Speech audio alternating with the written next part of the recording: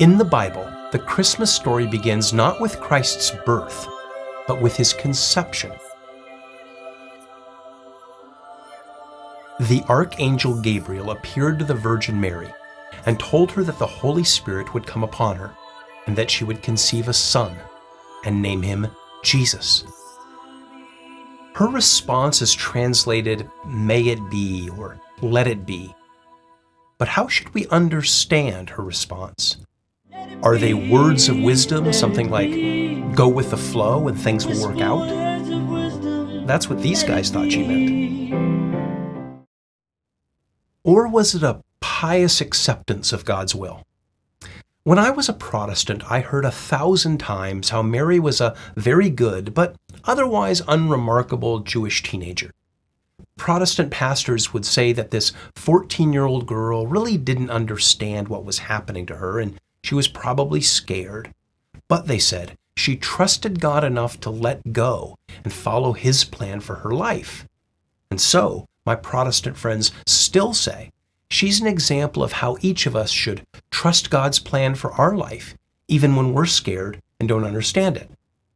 Now, that's a good lesson for all of us to learn, but from ancient times, Catholic Christians have understood Mary's response to the angel as far more than just letting it be or blindly trusting God's plan for her life. Catholicism sees Mary's response to the angel not as passive acceptance of God's plan, but as a positive choice for God as her creator and king and His plan. Mary wasn't just a good girl who happened to play an incidental role in the history of salvation. She wasn't just the oven in which God baked the Christ cake. No, she is the second Eve, the mother of a new, redeemed humanity. The first Eve had said no to God as creator and king, and no to mankind as creature and servant.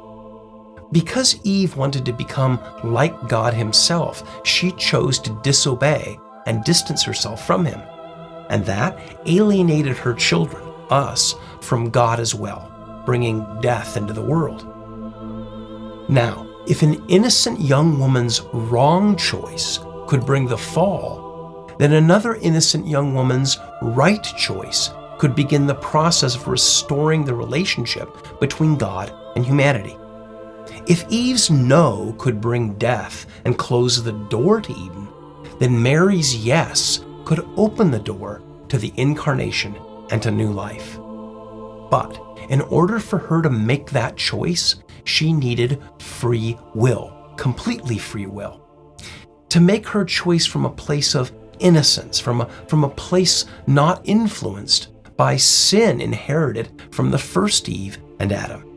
And so, during Advent, Catholic Christians celebrate the feast of the Immaculate Conception. Not the conception of Jesus, that's the feast of the Annunciation, celebrated on March 25, exactly 9 months before the Nativity on Christmas.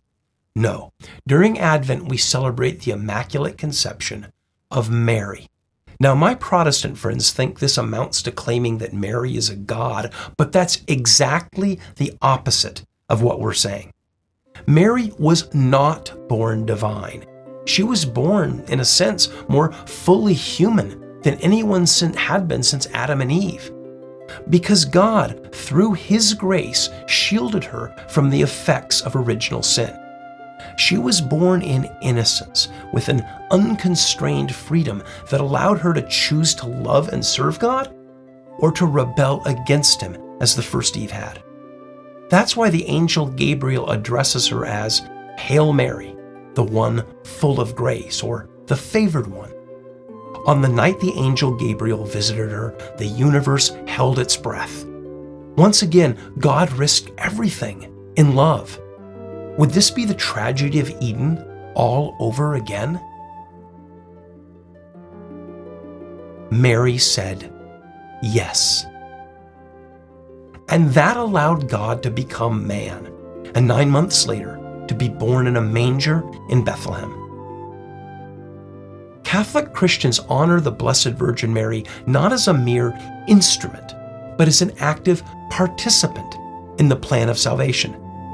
And that's why every Advent on December 8, we celebrate the Feast of the Immaculate Conception and the grace that made possible the choice that allowed God to become a man. So, this Advent, remember that the Christ child is a gift from God and from the Blessed Mother to all of us.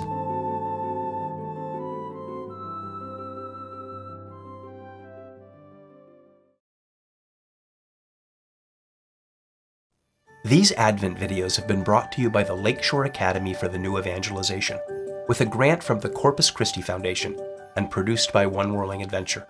To see the rest of the series and other resources to help you grow in faith and understanding, visit lanecatholic.org.